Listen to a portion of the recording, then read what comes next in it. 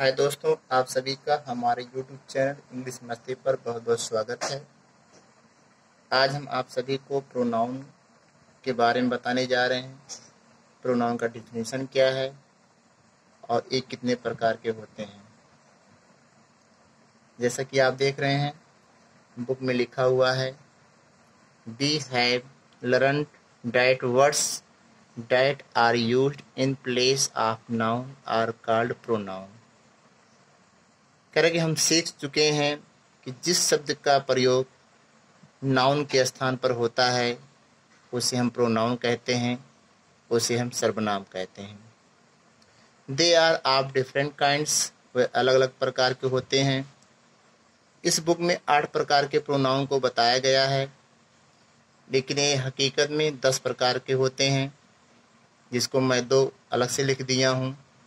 आप यहाँ देख रहे होंगे, personal pronoun, demonstrative pronoun, interrogative pronoun, relative pronoun, reflexive pronoun, emphatic pronoun, indefinite pronoun, distributive pronoun और यहाँ पे लिखा हुआ possessive pronoun, POSSESSIVE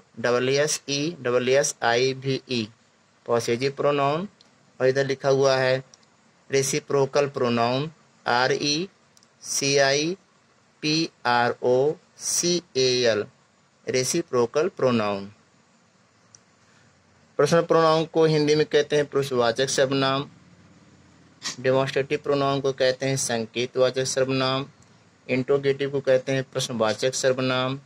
relative pronoun को कहते हैं संबंधवाचक सर्वनाम। रिफ्लेक्सिव प्रोनाउन को कहते हैं निजवाचक सर्वनाम। एम्फेटिक प्रोनाउन को कहते हैं निश्चितवाचक सर्वनाम।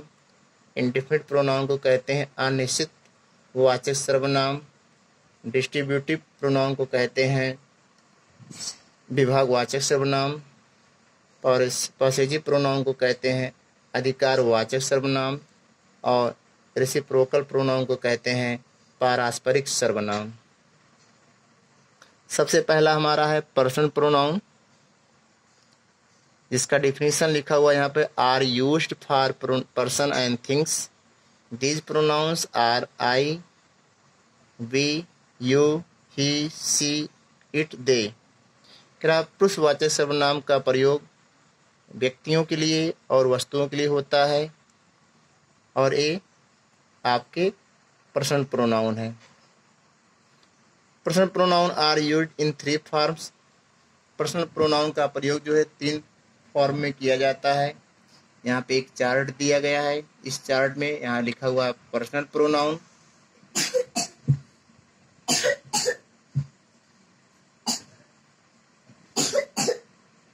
उसके बाद यहाँ लिखा हुआ फर्स्ट पर्सन। इसको 2 भाग में डिवाइड किया गया है, सिंगुलर और प्लूरल। उसके बाद ये सेकंड पर्सन है, उसके बाद ये थर्ड पर्सन है। इसको 2 भाग में डिवाइड किया गया है, सिंगुलर और plural. Subject form, object form, possessive form. Subject form में आपका I, we, you, he, she, it और दे है।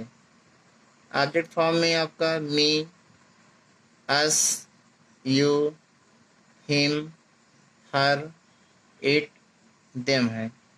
और पॉसेसिव फॉर्म में, जिसको हम पॉसेसिव प्रोनाउन कहते हैं, उसी को यहाँ पर लिखा गया है mine, ours, yours, his, hers, its, theirs. Note: subject pronoun are used as subject in the sentence and they can begin the sentence। क्या सब्जेक्ट प्रोनाउन का प्रयोग जो है सेंटेंस में कर्ता के रूप में होता है और वो सेंटेंस की शुरुआत कर सकते हैं। Object pronoun are used as object in the sentence and they are used after verb in the sentence. कह रहा है ऑब्जेक्ट प्रोनाउन का प्रयोग जो है सेंटेंस में ऑब्जेक्ट के रूप में, कर्म के रूप में होता है और इसका प्रयोग जो है वर्ब के बाद होता है। Possessive pronoun are used to show possession और ओनरशिप ऑफ द थिंग्स। और पॉसेसिव प्रोनाउन का प्रयोग जो है अधिकारवाचक सर्वनाम के रूप में होता है look at the following examples. यहाँ पे लिखा हुआ है सब्जेक्ट प्रोनाउंस, ऑब्जेक्ट प्रोनाउंस और possessive pronoun.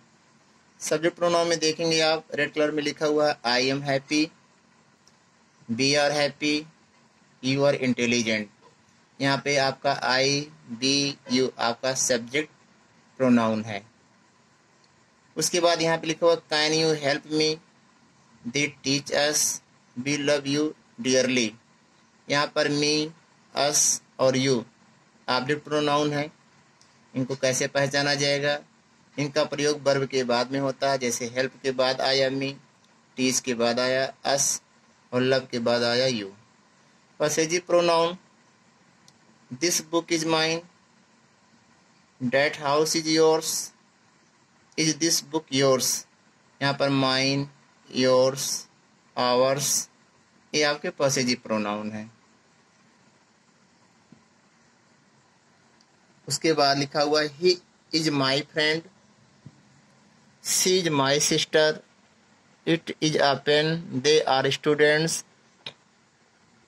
I help him, I have one sister, I teach her, we help them, this book is his, this toy is hers, this house is theirs. यहाँ पर ये सब subject हैं, इनका प्रयोग subjective रूप में हुआ है, ही, सी, इट और दे। दूसरे कॉलम में यहाँ पर हिम, हर और देम का प्रयोग ऑब्जेक्टिव रूप में हुआ है, क्योंकि वर्ब के बाद आए, हेल्प के बाद हिम आया, टीच के बाद हर आया हुआ है और हेल्प के बाद देम आया हुआ है। उसके बाद यहाँ पर हिज, हर्स और दियर्स पॉसेसिव प्रोनाउन है।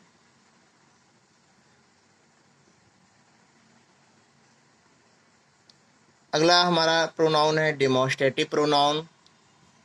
डेमोन्स्ट्रेटिव प्रोनाउन जिसको हम कहते हैं संकेतवाचक सर्वनाम, are used to point out things. ये वस्तुओं की तरफ इशारा करने के लिए किया जाता है। These pronouns are this, that, these and those. इनकी संख्या कुल 4 है। दिस मतलब होता है यह, डैट मीन्स होता है वह और ये दोनों सिंगुलर होते हैं। दीज मीन्स होता है इन और दोज मीन्स होता है उन। इन दोनों का प्रयोग प्लूरल में होता है। This and these are used for the things that are nearby. कह रहा दिस और दीज का प्रयोग जो है, जो वस्तुएं नज़दीक होती हैं उनके लिए प्रयोग किया जाता है। And that and those are used for the things far off. और डैट और दोज का प्रयोग दूर की वस्तुओं के लिए किया जाता है। एग्जाम्पल यहाँ पे लिखा हुआ, दिस इज योर बुक, यह तुम्हारी किताब है। दीज आर योर बुक्स, ये तुम्हारी किताबें हैं। ये दोनों आपके जो है डेमोन्स्ट्रेटिव प्रोनाउन है। दिस आपका सिंगुलर है, इसके लिए इसके साथ वर्ब सिंगुलर आया है। दीज आपका प्लूरल है, इसलिए इसके साथ प्लूरल वर्ब आया हुआ है। इसी तरीके से डैट और दोज के साथ भी होगा। अगला प्रोनाउन हमारा है इंट्रोगेटिव प्रोनाउन, जिसको हम कहते हैं प्रश्नवाचक सर्वनाम। Interrogative pronoun are used to ask questions. Interrogative pronoun का प्रयोग जो है प्रश्न पूछने के लिए किया जाता है। These words are who, which, what, etc, अर्थात और भी हैं। एग्जाम्पल के माध्यम से समझेंगे हम। व्हाट डू यू वांट, तुम क्या चाहते हो। Who is your best friend, तुम्हारा सबसे अच्छा मित्र कौन है। Which is your favourite subject, तुम्हारा सबसे पसंदीदा विषय कौन है।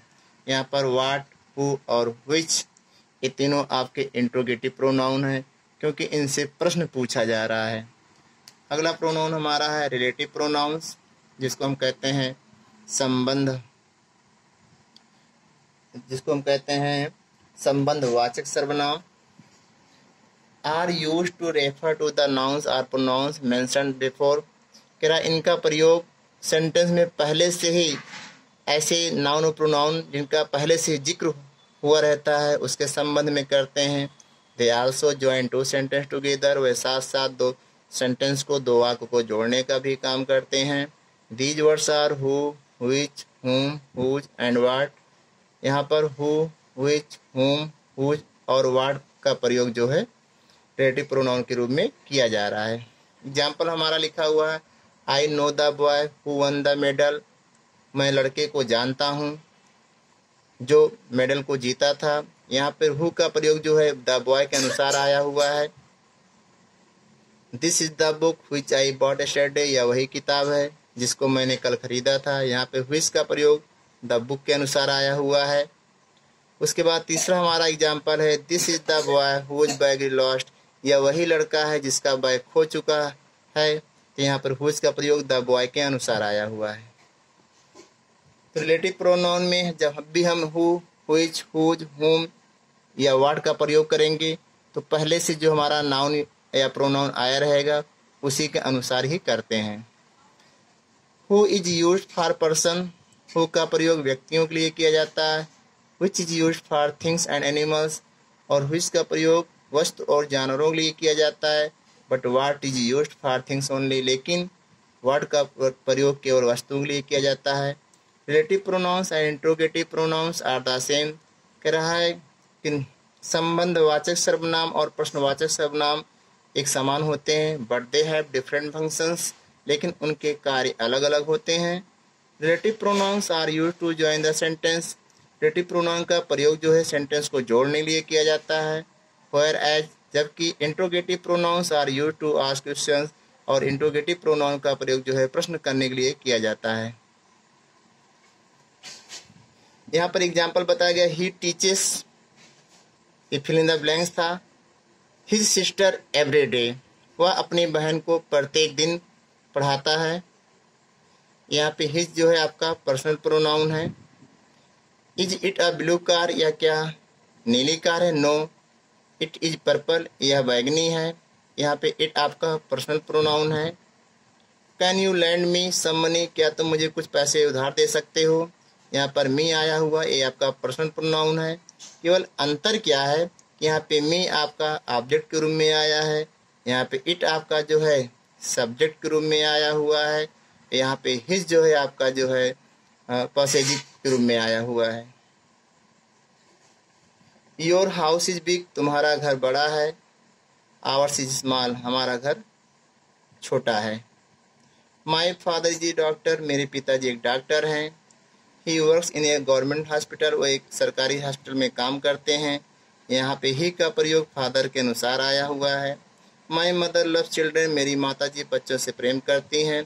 सी likes to play with them, वह उनके साथ खेलना पसंद करती हैं। यहाँ पे सी का प्रयोग जो है मदर के अनुसार आया हुआ है, और देम का प्रयोग जो है चिल्ड्रेन के अनुसार आया हुआ है। क्योंकि हम बार बार मदर का प्रयोग नहीं करेंगे, ना हम बार बार चिल्ड्रन का प्रयोग करेंगे, इसलिए हम प्रोनाउन का प्रयोग करते हैं। जैसा कि आपको पहले ही बताया जा चुका है डिफिनीशन में कि वह शब्द जिसका प्रयोग हम किसी संज्ञा के स्थान पर करते हैं उसे हम सर्वनाम कहते हैं।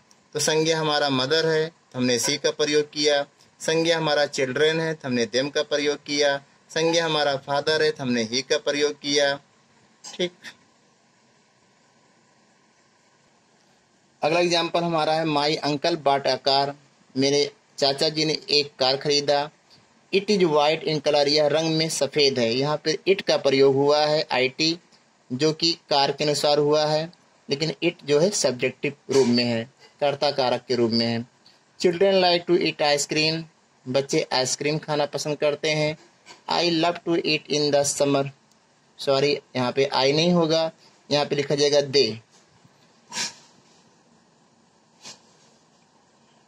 दे love to eat in the summer season, वह इसको गर्मी के मौसम में खाना पसंद करते हैं।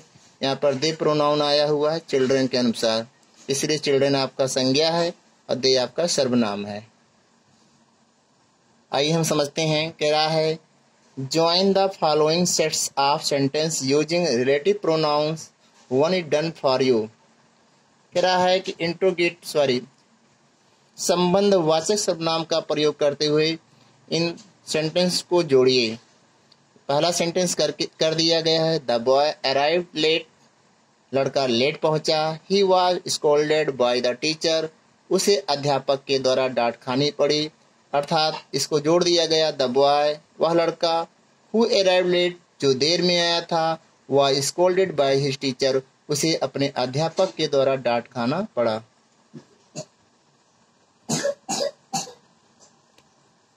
दूसरा एग्जाम्पल है the tiger was running after the deer, tiger जो है डियर के पीछे दौड़ रहा था। द डियर escaped, और डियर बच गया। इसको हम इस तरीके से लिखेंगे, the tiger was running after the deer which escaped, जो बच गया। क्योंकि यहाँ पे जब हम which का प्रयोग करेंगे तो डियर के अनुसार करेंगे। अगला सेंटेंस हमारा है, bring me the book it is on the bed. कह रहा है मेरी किताब लाओ जो बेड पर है। तो ब्रिंग मी द बुक, मेरी किताब लाओ, which is on the bed, sorry यहाँ पे रोड लिख उठा है, यहाँ हम लिखेंगे बेड, बेड। तो यहाँ पे जो which का प्रयोग किया गया है द बुक के अनुसार किया गया है, इसलिए यहाँ पे इट को हटा के यहाँ पे हम रिलेटिव प्रोनाउन का प्रयोग कर लिए। अगला एग्जाम्पल हमारा, द बॉय वाज डिलाइटेड, लड़का प्रसन्न था, खुश था, उसकी प्रशंसा की जा रही थी। He was won a prize in the quiz competition, वह क्विज कंपटीशन में पुरस्कार जीता था। इसको हम इस तरीके से जोड़ेंगे, द बॉय, वह लड़का, who won the prize, who won a prize, जिसने पुरस्कार को जीता था, in the quiz competition, quiz competition में, वाज डिलाइटेड। अगला हमारा है, unfortunately I missed the bus it was to take me to Jaipur.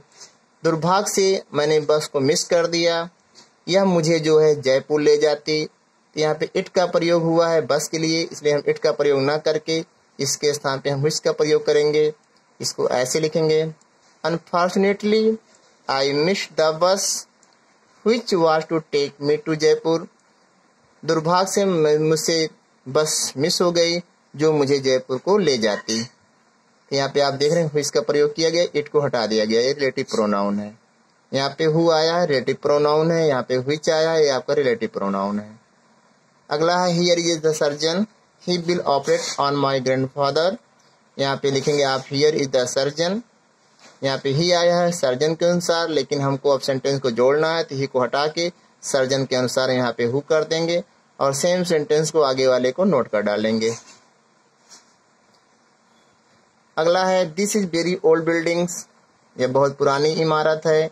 It was build by the British, इसे ब्रिटिश के द्वारा बनवाया गया था।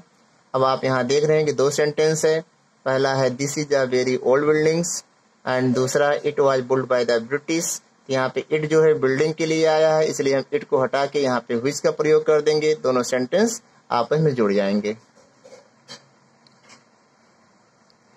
अगला है एग्जाम जो है एक्सरसाइज करा, यूज रिलेटिव्स और interrogative pronouns to complete the following sentence.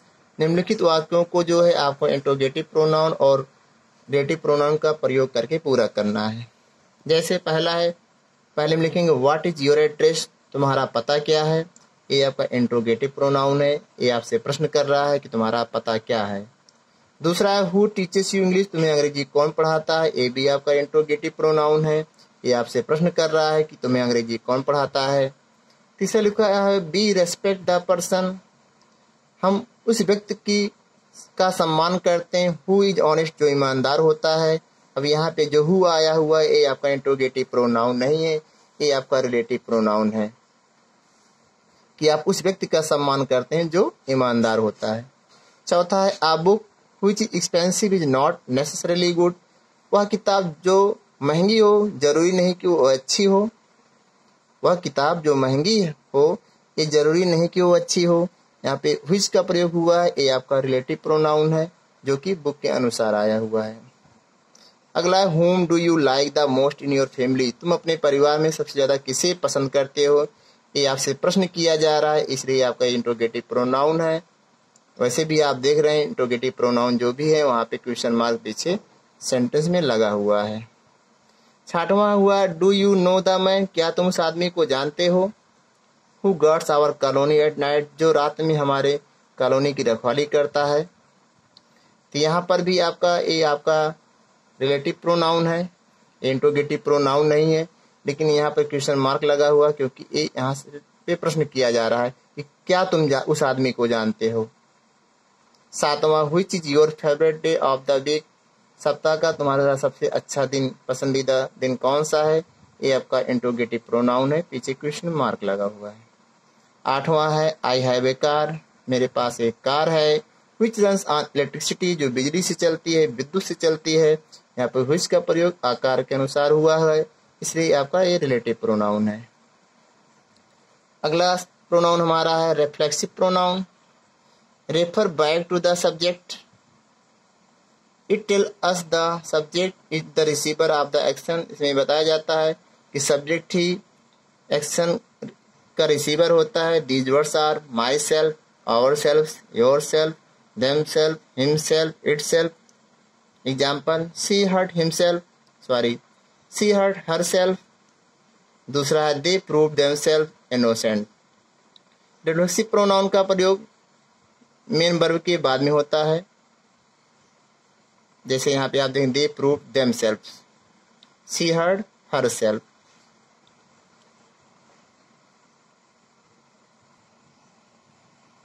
अगला हमारा प्रोनाउन है emphatic pronouns are used for the sake of emphasis और force. Emphatic pronouns are the same as reflexive pronoun, दोनों एक समान होते हैं। But emphatic pronouns are used immediately after subject pronoun for the sake of emphasis. She herself cooked the food, they themselves painted the house. यहाँ पर herself और themselves आया हुआ है, इस सब्जेक्ट के बाद में आए हुए हैं, इसलिए ये आपका एम्फेटिक प्रोनाउन है। लेकिन अगर हम इसको वर्ब की बात कर दें, जैसे she cooked herself the food या दे पेंटेड देमसेल्फ द हाउस, तो यहाँ पर हरसेल्फ और देमसेल्फ आपका रिफ्लेक्सिव प्रोनाउन हो जाएगा। तो दोनों में ज़्यादा अंतर नहीं है। रिफ्लेक्सिव प्रोनाउन का प्रयोग वर्ब के बाद में होता है और एम्फेटिक प्रोनाउन का प्रयोग सब्जेक्ट के बाद में होता है, वर्ब से पहले होता है। और अगला प्रोनाउंस हमारा है indefinite pronouns are used to refer to person or things that are not definite. These words are someone, something, one, all, some, few, many, none, nobody, anyone, anybody, several. ये अनिश्चय वाचक सर्वनाम होते हैं, कोई फिक्स नहीं होता कि कर्ता कौन है। जैसे यहाँ पे एग्जाम्पल लिखा हुआ है, someone took away my umbrella from the classroom. किसी ने मेरे क्लासरूम से ही मेरे छाते को उठा ले गया। अब यहाँ पर छाते को कौन ले गया ये अनिश्चित है, इसलिए आपका इंडिफिनिट प्रोनाउंस यहाँ पे समवन आया हुआ। All are welcome to the party, आप सभी का जो है पार्टी में स्वागत है। यहाँ पर जो ऑल शब्द आपका इंडिफिनिट प्रोनाउन है कि जितने भी लोग आए हुए हैं सभी का स्वागत किया जाता है। One is followed by ones और oneself. Example, one must do ones study, ones duty.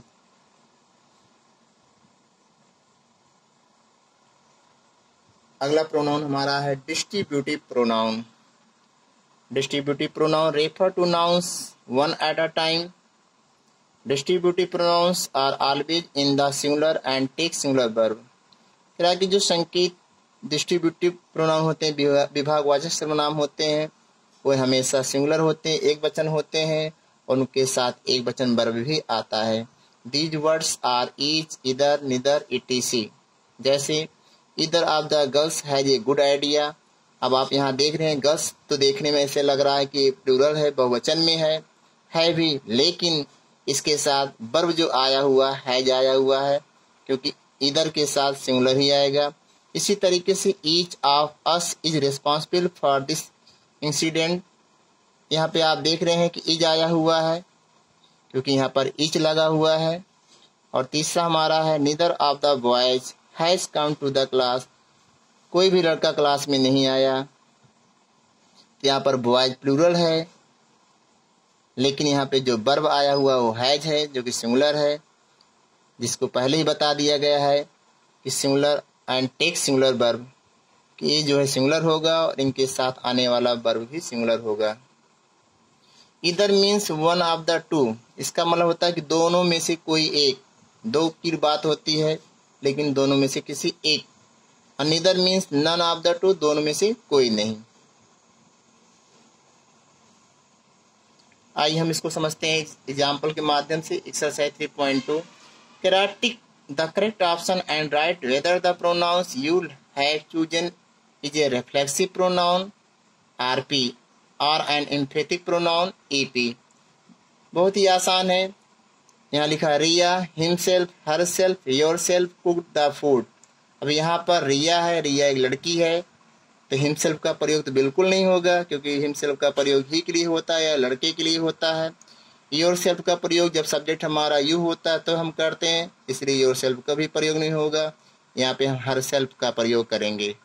Riya herself cooked the food, और आप देख रहे हैं कुक्ड के पहले हरसेल्फ आया है, इसलिए ये आपका एम्फेटिक प्रोनाउन है, इसलिए यहाँ पर बॉक्स में ईपी लिखेंगे। सेकंड हमारा है did you by the book, क्या तुमने किताब को खरीद लिया।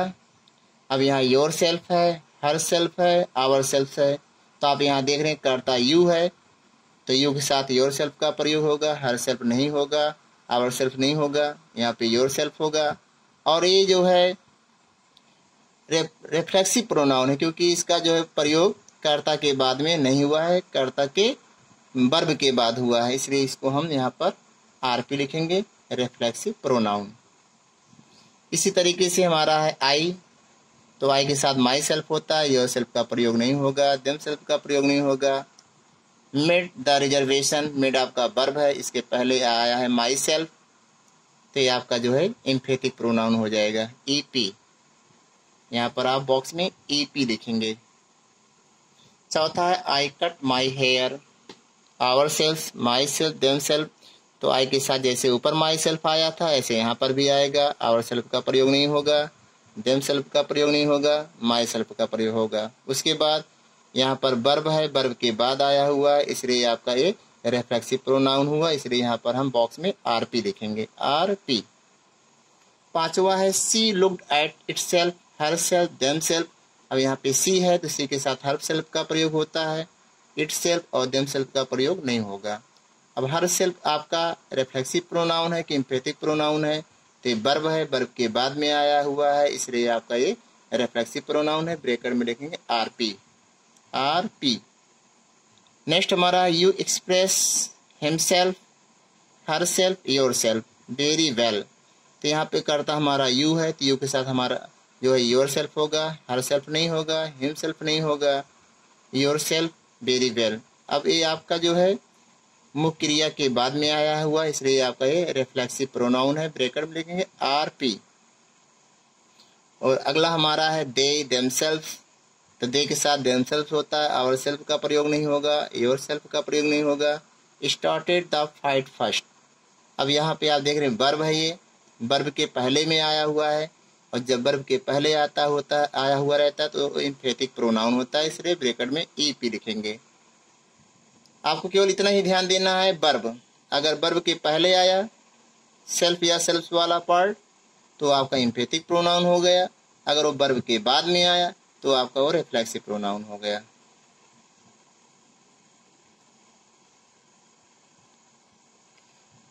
इसी तरीके से अगला लिखा हुआ fill in the blank with appropriate distributive और रिलेटिव प्रोनाउन, यहाँ पे आपको डिस्ट्रीब्यूटिव और रिलेटिव प्रोनाउन लिखना है, भरना है। पहले यहाँ लिखा जाएगा each of the girls was given A certificate, each means होता है प्रत्येक लड़कियों को सर्टिफिकेट दिया गया। दूसरा है this is the best book, यह सबसे अच्छी किताब है, that he has ever read, जिसको उसने कभी पढ़ा था। यहाँ पे डैट का प्रयोग जो है बुक के अनुसार हुआ है, यहाँ पर हम विश का भी प्रयोग कर सकते हैं जो कि हमारा रिलेटिव प्रोनाउन है।